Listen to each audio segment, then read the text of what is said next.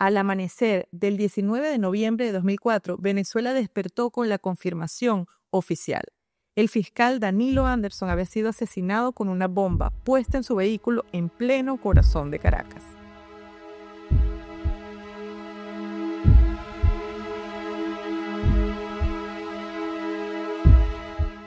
Bienvenidos a Ni tan Inocentes, el podcast donde ya sabemos que nadie es tan inocente como parece. Hoy vamos con uno de esos casos que, aunque ocurrió hace 20 años, sigue dando vueltas. Intriga, explosiones, juicios mediáticos y un montón de cosas que, si no estuvieran en los archivos, sonarían a ficción. ¿Quién era Danilo Anderson? ¿Por qué su muerte causó tanto ruido? Y sobre todo, ¿qué verdades todavía no cierran del todo? Ponte cómodo, que este episodio viene con todo. El año 2004 en Venezuela estuvo marcado por la intensa polarización política, consecuencia de los hechos ocurridos el 11 de abril de 2002. En esa fecha, una multitudinaria marcha opositora culminó en violencia y en la breve salida del presidente Hugo Chávez del poder, con fuerzas civiles y militares involucradas en lo que el gobierno llamó un plan desestabilizador. Aunque Chávez retornó al cargo, pocos días después, aquellos acontecimientos profundizaron la división en la sociedad venezolana. El gobierno emprendió una ofensiva judicial contra quienes consideraba responsables de la ruptura del orden constitucional, procesando a decenas de militares disidentes, policías, civiles firmantes del llamado Decreto Carmona, que intentó instaurar un gobierno de transición. La administración chavista, con un discurso combativo, dejó claro que buscaba escarmentar a los involucrados en los eventos de abril. En este clima, las instituciones del Estado, particularmente la Fiscalía, jugaron un papel principal. La figura del fiscal pasó a primer plano al encabezar investigaciones politizadas. El Ministerio Público, bajo la dirección del fiscal general de aquel entonces, Isaías Rodríguez, abrió causas penales contra más de 400 personas, presuntamente implicadas en delitos relacionados con los sucesos de abril de 2002. Muchos de estos procesos eran vistos por la oposición como una persecución política, mientras el oficialismo los defendía como búsqueda de la justicia. Dentro de ese contexto sobresalió el nombre de Danilo Anderson, un fiscal con reputación implacable, encargado de casos sensibles ligados a abril de 2002. Anderson abrazaba públicamente la ideología del chavismo, adoptando una postura crítica frente a los opositores a Chávez. Los hechos de 2002 marcaron su trayectoria profesional. Tras aquella crisis, Anderson fue asignado a investigar y procesar a figuras clave de la oposición, lo que definió su carrera y trágicamente también su destino. Danilo Baltasar Anderson nació en Caracas el 29 de octubre de 1966, proveniente de una familia humilde del barrio El Carmen, en La Vega. Se formó académicamente en la Universidad Central de Venezuela, donde obtuvo el título de abogado en 1995. Posteriormente se especializó en criminología y derecho ambiental, marcando el inicio de una carrera orientada tanto a temas técnicos como a causas sociales. Antes de ingresar en el Ministerio Público, trabajó en varios bufetes privados y sirvió como fiscal en materia tributaria entre 1993 y el año 2000. En este año 2000, ingresó al Ministerio Público como fiscal ambiental y rápidamente ascendió en perfil al involucrarse en juicios de alto impacto político. Anderson se describía a sí mismo como un izquierdista radical comprometido con la revolución bolivariana. Independientemente de sus convicciones, incluso sus críticos reconocían su talento jurídico. Muchos lo consideraban uno de los fiscales más brillantes y preparados de Venezuela en ese momento. En pocos años, Danilo Anderson acumuló algunos de los casos más importantes y delicados del país. Era el fiscal encargado de acusar a quien fuera necesario, sin importar su poder o posición, siempre que estuviera vinculado a los hechos que el gobierno perseguía. Entre sus casos destacados estuvo el procesamiento de 8 policías metropolitanos por su presunta responsabilidad en los hechos del 11 de abril de 2002. Asimismo, llevó a juicio al entonces alcalde Enrique Capriles Radonsky, a quien acusó por los sucesos violentos ocurridos en la Embajada de Cuba. Anderson también acusó al empresario Carlos Alfonso Martínez por conspiración y rebelión civil, y a militares disidentes involucrados en la crisis política. Igualmente, logró condenas en casos de alto perfil ajenos al 11 de abril, como contra Joao de Gobella, no sé si se acuerda, autor de la masacre de la Plaza Altamira del 2003, y contra Manuel El Pollo Ronco Arias por el asesinato del sindicalista Newman Herrera en una protesta. Incluso imputó a los llamados pistoleros de Puente Llaguno, simpatizantes armados del chavismo, que fueron filmados disparando durante el 11 de abril, aunque estos terminaron siendo absueltos años después. Danilo Anderson se había convertido a sus 38 años en el rostro más visible de la acción judicial post-abril de 2002. Esta posición le ganó el aplauso de funcionarios y seguidores chavistas que lo veían como un paladín de la justicia revolucionaria, dispuesto a castigar a los golpistas. Pero paralelamente, Anderson se ganó la animadversión de la oposición, que lo acusaba de instrumentalizar la justicia para perseguir adversarios políticos. De hecho, surgieron denuncias de que Anderson había incurrido en extorsión. Según estas versiones, exigía pagos a personas investigadas, por ejemplo, banqueros, empresarios o militares, a cambio de excluirlos de los expedientes. Tales señalamientos, nunca probados judicialmente, se convirtieron en parte del aura controvertida que rodeaba el fiscal dentro de círculos opositores. En lo personal, Danilo era muy cercano a su familia, incluyendo a su hermana Marisela Anderson, quien años después también desempeñaría un rol vocal en torno a su caso. Se sabe que Danilo tuvo un hijo, Moisés Alejandro, aunque mantuvo su vida privada fuera de los reflectores. Para 2004, además de su labor de fiscal, Anderson impartía clases en el Instituto Universitario de la Policía Científica dependiente del CICPC y cursaba estudios de posgrado. Esa rutina académica nocturna contextualiza la trágica noche en que fue asesinado. Danilo acababa de salir de clases cuando fue alcanzado por el terrorismo que le costó la vida.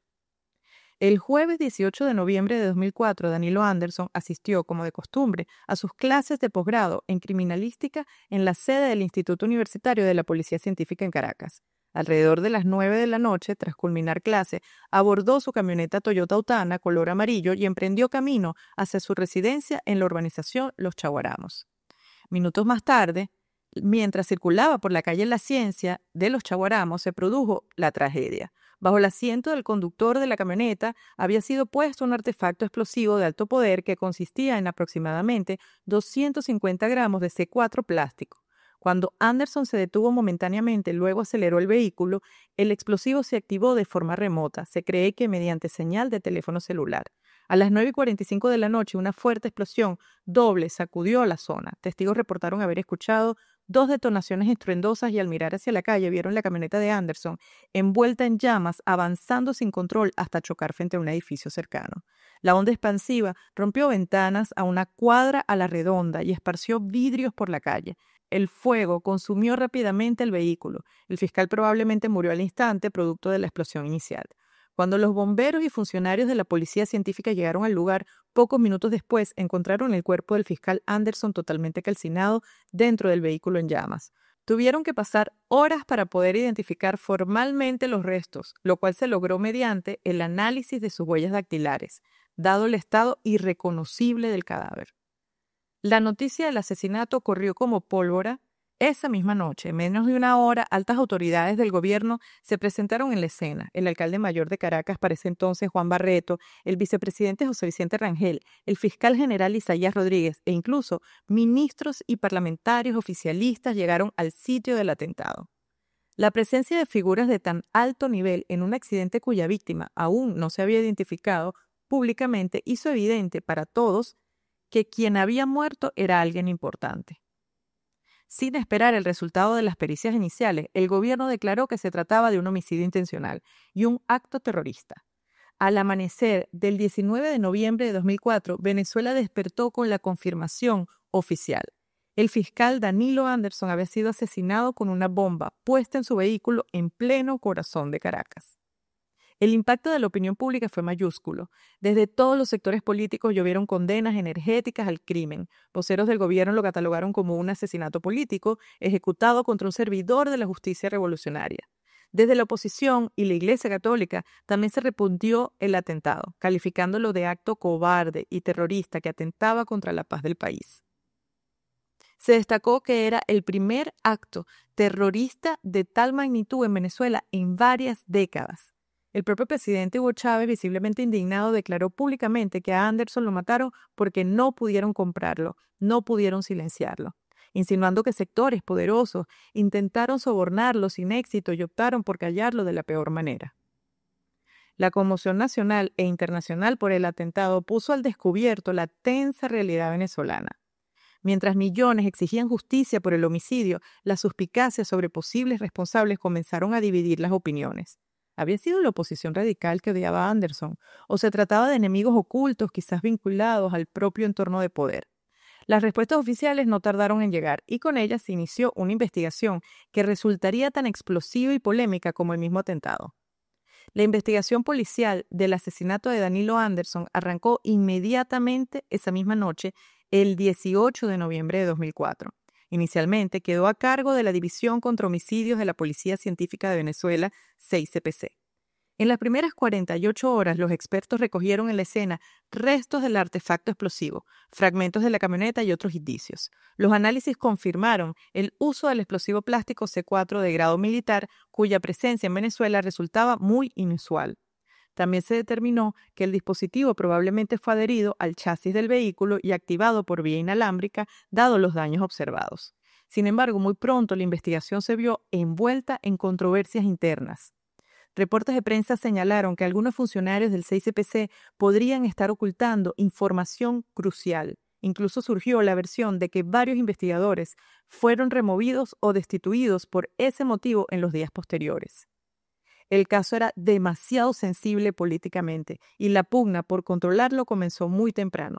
La investigación oficial pasó rápidamente por 3 fases o equipos distintos. Primero, el 6CPC, luego una comisión especial denominada Comisión 11 de Abril, formada ad hoc por el Ejecutivo, y finalmente se creó una comisión especial multidisciplinaria, encabezada por el experimentado detective José Cuéllar. Este último equipo presentó un informe confidencial con sus hallazgos al fiscal general Isaías Rodríguez y al presidente Chávez. Sorprendentemente, según trascendió, las conclusiones de este informe fueron rechazadas por las autoridades y ello provocó la salida abrupta de Cuéllar y sus detectives del caso. Hasta el día de hoy se desconoce oficialmente qué contenía ese informe. Confidencial, claro, pero su desestimación alimentó rumores de fuga de información e incluso de que el Servicio de Inteligencia de Venezuela, la DICIP, podría haber estado involucrado en alguna manera en este atentado. Aquello apuntaba a la inquietante posibilidad de una conexión interna en el crimen, algo que el gobierno descartó públicamente. Entre las primeras declaraciones oficiales se evidenciaron contradicciones que generaron confusión. Por ejemplo, inicialmente las autoridades afirmaron que el explosivo había sido puesto dentro de la camioneta Toyota Autana bajo el asiento del conductor. Días después, el entonces ministro del Interior, Jesse Chacón, indicó que el análisis científico comprobó que en realidad el C4 estaba adherido por fuera, en la parte inferior del vehículo. Este detalle no era menor. Si la bomba hubiera sido puesta dentro del carro, significaría que alguien logró burlar la alarma de seguridad que Anderson tenía instalada, la cual, al abrirse la puerta, le enviaba una alerta a su celular. En cambio, al situarla por debajo del chasis, se podía detonar sin necesidad de acceder al interior. La modificación de la versión oficial cambió la perspectiva del caso, pero curiosamente, tras unas semanas, estos detalles dejaron de mencionarse en los reportes públicos. Las contradicciones iniciales se esfumaron sin explicación clara, dejando la sensación de que ciertos aspectos incómodos de la investigación eran dejados de lado. En paralelo, desde las primeras horas posteriores al crimen, la narrativa oficial apuntó hacia un móvil político opositor. El ministro de Comunicación, Andrés Izarra, declaró aquella misma noche ante la prensa que el asesinato de Anderson era claramente un asesinato político perpetrado por individuos a quien él investigaba. El gobierno sugirió que sectores fascistas vinculados a los hechos de abril de 2002 habrían decidido eliminar al fiscal que los estaba llevando ante la justicia. Esta tesis culpaba directamente a miembros de la oposición radical, algo que muchos seguidores del chavismo aceptaron inmediatamente. No obstante, otras hipótesis emergieron desde distintos frentes. Una de las primeras provino del concejal metropolitano Carlos Herrera, cercano a Anderson. Herrera lanzó una inesperada acusación pública. Pidió investigar nada menos que al entonces vicepresidente José Vicente Rangel, uno de los hombres fuertes de Chávez, y a ciertos banqueros y empresarios financieros, insinuando que ellos habrían presionado al fiscal Anderson y podrían estar vinculados con su muerte. Rangel negó categóricamente tener relación alguna con el crimen o con presiones al fiscal, calificando la acusación de absurda y malintencionada. Pocas semanas más tarde, en enero de 2005, otra arista polémica apareció. Se denunció la existencia de una red de extorsión en torno al fiscal asesinado. Según esta denuncia, cuya fuente original fueron supuestas declaraciones internas filtradas, Anderson y otros funcionarios judiciales habrían estado involucrados en pedir dinero a cambio de favores procesales. Se mencionó explícitamente a Yoraco Bauza y Sonia Busnego, fiscales, y al juez Michael Moreno como parte de ese esquema. El nombre de Michael Moreno llama la atención, pues era un exfuncionario de controvertida reputación que años después llegaría a ser presidente del Tribunal Supremo de Justicia. La idea de que el fiscal Anderson pudiera estar rodeado de corrupción y chantajes contradecía frontalmente la imagen de héroe que difundía el oficialismo. Sin embargo, todas estas versiones se desvanecieron rápidamente de la discusión pública. Ni la denuncia de Herrera contra el vicepresidente, ni la supuesta red de extorsión fueron investigadas a fondo por las autoridades en ese momento. Más bien, parecieron ser silenciadas o dejadas de lado en favor de la tesis principal del atentado político opositor. Con el transcurrir de los meses, el caso avanzó enfocándose en hallar a los autores materiales del atentado y luego a posibles autores intelectuales. La presión por resultados era enorme. Finalmente, una semana del crimen, se produciría un giro contundente con la identificación y captura de varios sospechosos, aunque las circunstancias de esas detenciones generaron nuevas dudas. Desde el comienzo estaba claro que Danilo Anderson tenía muchos enemigos potenciales dada su labor de investigar y encarcelar a involucrados en los sucesos de 2002. Como víctima, Anderson encajaba en el perfil de funcionario de alto perfil cuyo asesinato enviaría un mensaje de terror. La victimología indicaba que quienes planificaron su muerte buscaban eliminar a un símbolo de la justicia chavista y de paso intimidar a otros leales al gobierno. La pregunta era, ¿qué grupo específico estaba detrás? Las sospechas se centraron inicialmente en sectores de la oposición radical o en personas afectadas por las acusaciones de Anderson. Sin embargo, como ya vimos, incluso algunas voces sugerían motivos internos, como encubrir corrupción o pugnas de poder. En resumen, Anderson era un objetivo para cualquiera que se sintiera amenazado por sus investigaciones. Una lista que incluía desde ex policías y militares hasta políticos, banqueros y posiblemente compinches incómodos. El 24 de noviembre de 2004, aproximadamente 6 días después del asesinato, se recibió una muy conveniente y sospechosa llamada anónima que marcaría el rumbo de las pesquisas. En esta llamada, una voz no identificada dio nombres concretos. Acusó a Rolando Guevara, Otoniel Guevara, Antonio López Castillo y a Juan Carlos Sánchez de ser los autores materiales del atentado. Esta pista, aunque sospechosamente precisa, fue tomada muy en serio por las autoridades. La policía rastreó a los mencionados, quienes resultaron ser en su mayoría exfuncionarios de seguridad. Rolando Guevara era un excomisario del 6CPC, su hermano Otoniel Guevara, exfuncionario de la DICIP, Inteligencia, Antonio López Castillo, un abogado supuestamente vinculado a organismos de seguridad, y Juan Carlos Sánchez, un exagente policial. Todos tenían en común cierta afinidad opositora o al menos un distanciamiento del gobierno de Chávez. El 26 de noviembre de 2004, apenas 8 días después del atentado, se llevó a cabo un operativo simultáneo contra estos sospechosos. En circunstancias que aún hoy generan suspicacia, Rolando y Otoniel Guevara fueron localizados esa tarde en la ciudad de Valencia. Según la versión oficial, la Guardia Nacional los encontró deambulando desnudos y atados en una carretera, luego de que presuntamente sus captores, unos hombres armados no identificados, los abandonaran allí. Esta escena insólita, 2 ex policías hallados maniatados a la intemperie, había sido el resultado de un supuesto secuestro previo. De hecho, se denunció luego que funcionarios de la DICIP pudieron haber detenido clandestinamente a los hermanos Guevara, torturarlos y luego liberarlos amarrados para justificar el arresto. El gobierno negó tales acusaciones, pero la imagen de los Guevara hallados atados quedó registrada en medios independientes. Inmediatamente fueron detenidos oficialmente y trasladados a Caracas, acusados de homicidio calificado por la muerte de Anderson. Simultáneamente, ese 26 de noviembre, los otros 2 señalados por la llamada anónima corrieron peor suerte. el abogado Antonio López Castillo y el ex policía Juan Carlos Sánchez murieron ese mismo día, en supuestos enfrentamientos armados con comisiones policiales que intentaban capturarlos. Las autoridades informaron que tanto López como Sánchez se resistieron al arresto y abrieron fuego, por lo que fueron abatidos en incidentes separados. No obstante, sus familiares impugnaron de inmediato esa versión. El padre de Juan Carlos Sánchez declaró a la prensa que su hijo fue ejecutado dentro de las instalaciones de la DICIP y que presentaba un impacto de bala bajo la clavícula izquierda que difícilmente sería el resultado de un tiroteo frontal. Por su parte, los padres de Antonio López Castillo, quienes incluso llegaron a ser detenidos temporalmente tras la muerte de su hijo, afirmaron que el cuerpo de Antonio tenía alrededor de 15 heridas de bala, incluyendo un tiro de gracia en el mentón, claros indicios de ejecución. Estas denuncias sugieren que ambos fueron capturados vivos y luego eliminados, lo que de ser cierto constituiría una gravísima violación a los derechos humanos y una manipulación de la investigación para silenciar a posibles testigos. En el allanamiento a la vivienda de Antonio López Castillo, las autoridades reportaron el hallazgo de un arsenal de armas, municiones y equipo militar. Este descubrimiento fue utilizado para reforzar la tesis de que existía una célula terrorista conspirativa. Según la versión oficial, los implicados poseían los medios logísticos para ejecutar el atentado.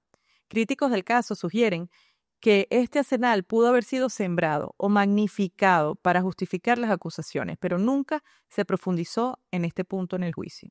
Con Rolando Otoniel y un tercer implicado del apellido Guevara, Juan Bautista Guevara, primo de los anteriores, bajo custodia, el gobierno presentó esto como un gran avance. Los autores materiales del asesinato de Danilo Anderson estaban detenidos.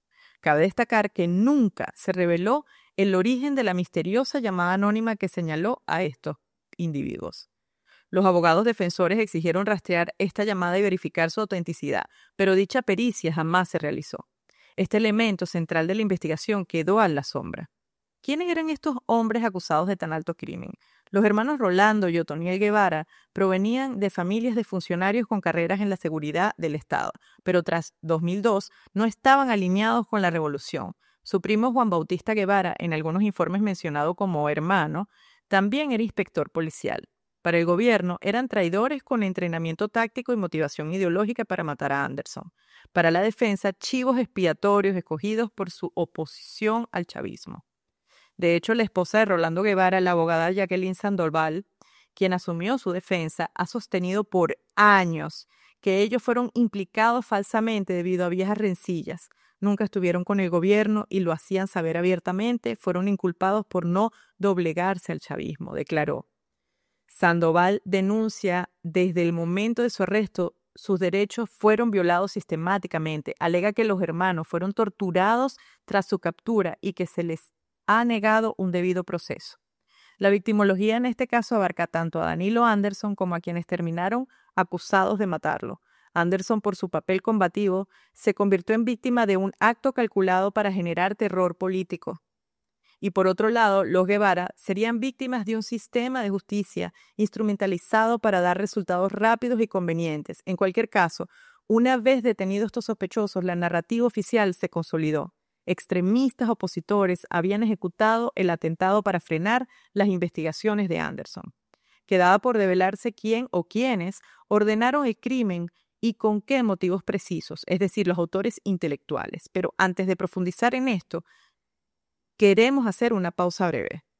Si te interesa conocer más detalles de este caso, recuerda que en Patreon encuentras contenido extendido. Allí exploramos teorías, controversias y material adicional del caso de Danilo Anderson y de todos los demás. El caso contra los hermanos Guevara y demás implicados se construyó sobre un conjunto de pruebas e indicios que desde el inicio estuvieron rodeados de polémica. En ausencia de una confesión directa o evidencia forense contundente que los vinculara al sitio del atentado, la acusación se apoyó principalmente en testimonios y elementos circunstanciales. Una de las primeras pruebas esgrimidas por la Fiscalía fue la mencionada llamada anónima que delató a los sospechosos. No obstante, como señalamos, jamás se presentó registro telefónico, ni investigación que confirmara quién alertó a la policía. Se trató en la práctica de un dato de inteligencia no corroborado. El elemento probatorio más importante resultó ser el testimonio de un testigo clave que apareció meses después del atentado.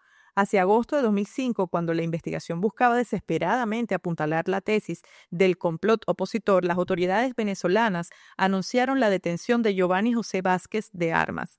Vázquez de Armas resultó ser un personaje sacado casi de un thriller, un hombre que afirmó ser exmiembro de las Autodefensas Unidas de Colombia, un grupo paramilitar de extrema derecha colombiano, y que aseguraba tener una información de primera mano sobre la conspiración para matar a Danilo Anderson. Fue un testimonio jurado dado el 29 de agosto de 2005. Vázquez de Armas declaró que él mismo participó en 2 reuniones conspirativas donde se planearon ataques contra altos funcionarios chavistas y que en la segunda reunión se decidió que el objetivo sería el fiscal Danilo Anderson. Según su relato, tras esa decisión, le encomendaron conseguir el explosivo. Dijo haber recogido 12 kilogramos de C4 en Panamá y haberlos introducido de contrabando a Venezuela para proveer la bomba utilizada. Vázquez implicó a una lista asombrosa de personas. Afirmó que en las reuniones conspirativas participaron figuras de la oposición venezolana. También declaró que el plan tuvo un financiamiento de $20 millones extranjeros. Este testimonio le cayó al gobierno como anillo al dedo. Giovanni Vázquez de Armas no solo apuntaba a los hermanos Guevara como autores materiales del asesinato, sino que además nombraba a supuestos autores intelectuales de alto perfil dentro de la oposición. Con esto, la Fiscalía no tardó en mover la ficha. En noviembre de 2005 solicitaron órdenes de captura contra la periodista Patricia Poleo, el banquero Nelson Messerane, dueño de un canal crítico al chavismo, el general retirado Eugenio Áñez Núñez y el exfuncionario de seguridad Salvador Romaní. De este grupo, Messerane, Áñez y Romaní decidieron presentarse voluntariamente. Tras ser imputados, recibieron libertad bajo fianza en diciembre de ese mismo año. En cambio, Patricia Poleo denunció que se trataba de una persecución política directa hacia ella y salió del país. Hasta hoy sigue viviendo en el exilio. Pero la versión del testigo estrella no tardó en desmoronarse. En 2006, medios independientes y la defensa de los Guevara expusieron inconsistencias gravísimas. Vázquez tenía antecedentes penales en Colombia por suplantación de identidad, no era psiquiatra como dijo ser, y además documentos oficiales lo ubicaban preso en Santa Marta, en Colombia, justo en las fechas en que supuestamente asistía a reuniones conspirativas en Caracas. Todo indicaba que su historia era, como mínimo, fabricada. El escándalo fue tan evidente que la credibilidad de la acusación se vino abajo. El fiscal general Isaías Rodríguez, en lugar de aclarar de inmediato la situación, reaccionó imponiendo una insólita censura mediática. En enero de 2006 consiguió una orden judicial que prohibió a la prensa venezolana difundir información sobre la vida privada y la dudosa fiabilidad de Vázquez de Armas mientras el caso estuviera inconcluso. Esta ley mordaza temporal fue muy criticada por defensores de derechos humanos y gremios periodísticos, que la vieron como un intento de ocultar las fallas de la investigación. Finalmente, en agosto de 2006, la prohibición fue levantada, cuando ya resultaba insostenible mantenerla falsa. El propio Isaías Rodríguez tuvo que admitir públicamente que Giovanni Vázquez había mentido en parte de su testimonio. Años después surgiría información aún más grave. Según reportes de prensa, Vázquez de Armas confesó a un periodista que el gobierno venezolano le pagó para fabricar su testimonio. De ser así, la incriminación de los autores intelectuales opositores habría sido un montaje deliberado. Con el derrumbe del testigo clave, las pruebas presentadas en el caso de Anderson quedaron seriamente en entredicho. Cabe mencionar que más allá de Vázquez, otros 2 testigos anónimos habrían declarado contra los Guevara durante el juicio. Sin embargo, como reveló luego una investigación periodística, estos testigos fueron presuntamente pagados para incriminarlos. Jacqueline Sandoval, la abogada defensora, agradeció al periodismo por exponer todo lo turbio del caso, enfatizando que sin los medios quizá nunca se hubiera conocido esta verdad incómoda. ¿Y qué hay de la evidencia física? Nunca se presentó en el juicio algún rastro forense directo que vinculara a los acusados con la bomba. No aparecieron huellas dactilares en los restos del explosivo, ni testigos o videos colocándolos en la escena. Un indicio mencionado fue el hallazgo en poder de Rolando Guevara de una agenda con números telefónicos que, según la Fiscalía, conectaba a varios de los sospechosos entre sí. Por otro lado, emergieron pruebas incómodas respecto a la víctima que merecen mención.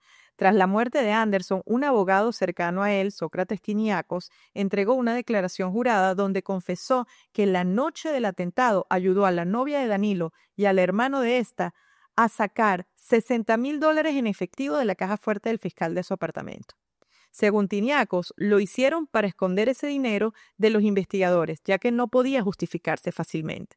Asimismo, Tiniakos afirmó haber presenciado cómo semanas antes 2 abogados negociaban con Anderson el pago de un soborno para evitar capturas de personas vinculadas al 11 de abril y que llegó a ver a Danilo recibir una bolsa llena de dólares en un restaurante de Caracas. Estos señalamientos sugerían que Anderson pudo haber estado involucrado en actividades de extorsión, lo que abriría un móvil distinto para su asesinato, por ejemplo, un ajuste de cuentas por dinero. En la práctica, estos indicios de enriquecimiento ilícito de Danilo Anderson no se exploraron a fondo tampoco en el proceso oficial, posiblemente por razones políticas. Resumiendo la cuestión de las pruebas, el caso se sostuvo en evidencias circunstanciales y testimoniales sumamente controversiales. Con el tiempo, muchas de estas pruebas se mostraron poco confiables o directamente fabricadas, dejando un velo de duda sobre la culpabilidad real de los implicados y, sobre todo, sin esclarecer completamente la verdad detrás del asesinato. A pesar de las contradicciones, el proceso judicial siguió adelante. En septiembre de 2005, comenzó el juicio oral y público contra los hermanos Guevara, Rolando Otoniel y Juan Bautista, por el homicidio del fiscal Danilo Anderson. El caso estuvo a cargo de la jueza 11ª de juicio del área metropolitana de Caracas, Alejandra Rivas, quien curiosamente se inhibió poco después, siendo sustituida por el juez Francisco Sobrino. La Fiscalía presentó su caudal probatorio centrado en la teoría del complot político. La defensa, por su parte, denunció irregularidades. Afirmó que muchos funcionarios clave, como los agentes que realizaron la captura de los Guevara, nunca testificaron en el juicio, violando el debido proceso, y que solo declararon testigos traídos por la defensa porque los oficiales fueron mantenidos al margen intencionalmente. Finalmente, tras meses de audiencias, el 20 de diciembre de 2005 se dictó sentencia. Los hermanos Guevara fueron declarados culpables de homicidio calificado con premeditación y asociación para delinquir. Rolando y Otoniel Guevara recibieron penas de 27 años y 9 meses de prisión cada uno, mientras que Juan Bautista Guevara, considerado el principal ejecutor, fue condenado a la pena máxima de 30 años de presidio. Esa misma semana, el Ministerio Público anunciaba con bombo que la justicia había prevalecido frente al terrorismo. Danilo Anderson, en un acto póstumo, fue honrado por el gobierno y se le otorgó la Orden Libertador en primera clase y otras condecoraciones, y se instruyó un reconocimiento anual con su nombre para fiscales destacados. Paralelamente, el caso contra los llamados autores intelectuales avanzó a paso más lento y finalmente quedó estancado con el derrumbe del testigo clave. De hecho, organizaciones de derechos humanos, voceros de la oposición y gremios periodísticos criticaron fuertemente el proceso, acusando al gobierno de convertir el caso de Anderson en una cacería de brujas de tinte político para amedrentar adversarios. En cuanto a los condenados materiales, sus defensores apelaron el fallo argumentando falta de pruebas directas y violaciones al debido proceso. No obstante, las sentencias fueron confirmadas por instancias superiores en años subsiguientes. La condena de 30 años de Juan Bautista Guevara es, de hecho, la máxima pena posible en Venezuela, reflejando la gravedad con la que el Estado calificó el crimen.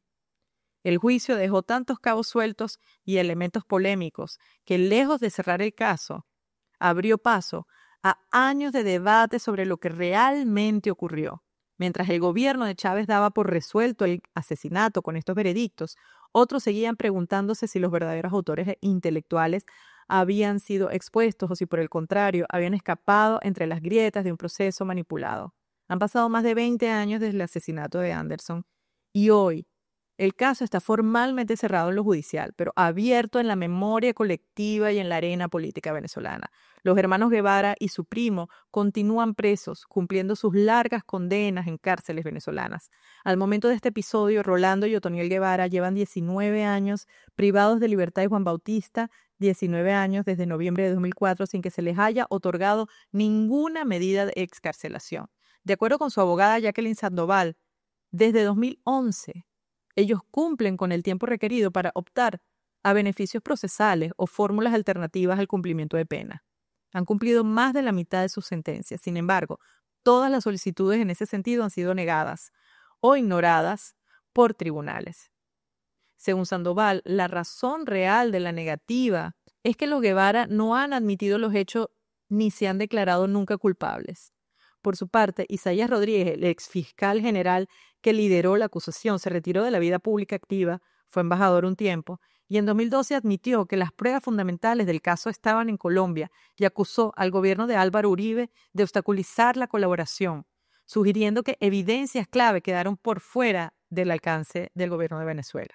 Sus declaraciones dejaron entrever que, en su opinión, la investigación no llegó hasta el fondo por factores externos. No obstante, muchos interpretaron estas palabras como un intento de justificar porque nunca se encontró a los autores intelectuales reales. En la esfera política, el caso de Anderson sigue siendo un tema incómodo y polarizante. Para el oficialismo, Danilo Anderson es recordado como un mártir de la revolución. Cada año, en noviembre, medios estatales y voceros gubernamentales exaltan su memoria y condenan el terrorismo que acabó con su vida. La narrativa oficial mantiene que la justicia actuó y que los responsables, materiales y tácitamente, sus mentores opositores, pagaron por ello. Del otro lado, la oposición, buena parte de la sociedad civil, consideran que la verdad completa nunca se conoció. Alegan que el caso fue manipulado políticamente y que posiblemente los verdaderos cerebros sean agentes de inteligencia descontentos, altos funcionarios implicados en secretos oscuros o incluso mafias de extorsión. Nunca fueron revelados. Este escepticismo se alimenta de las abundantes irregularidades documentadas durante la investigación y el juicio. Un hecho que subraya lo controvertido del caso es que la hermana de Danilo Anderson, Marisela, ahora de apellido Caraballo, con el tiempo pasó de apoyar la versión oficial a expresar serias dudas. En 2014, al conmemorarse 10 años del asesinato, Marisela declaró a la prensa que el asesino de mi hermano está entre quienes cargaron el ataúd en su funeral. Esta frase sugerente apuntaba a que, según ella, algún personaje del alto gobierno presente en las honras fúnebres de Danilo estaría involucrado en la planificación del crimen. Aunque no dio nombres, dicha afirmación ratificó las sospechas del encubrimiento interno que sectores de la oposición venían señalando. En años recientes el caso resurge ocasionalmente en la opinión pública, ya sea por alguna declaración, un aniversario o nuevas revelaciones. Cada vez que esto ocurre, las redes sociales en Venezuela se llenan de debates, teorías y recuerdos de aquel suceso que sacudió al país en 2004. El asesinato del fiscal Danilo Anderson dejó una marca indeleble en la historia reciente de Venezuela. Fue un hecho que combinó tragedia personal con intriga política que expuso las profundas fracturas del país y que hasta hoy genera más preguntas que respuestas. Anderson murió cumpliendo con la misión que le asignó un gobierno, pero las contradicciones en la investigación de su muerte terminan ensombreciendo su legado. ¿Se hizo justicia realmente o se fabricó una verdad oficial a conveniencia? Al final, este caso nos recuerda que en la búsqueda de la verdad nadie es completamente inocente. Ni las víctimas, ni los victimarios, ni quienes manejan los hilos de la justicia en medios de intereses políticos. Y este fue otro episodio de Ni tan inocentes, porque aquí nadie es tan inocente como parece. Gracias por acompañarnos. Si este episodio ha sido de tu interés, te invitamos a apoyar nuestro proyecto en Patreon. Los miembros de nuestra comunidad en Patreon acceden a contenido exclusivo como el segmento adicional de este caso. Esto fue Ni tan inocentes. Nos vemos en una próxima oportunidad. Chao.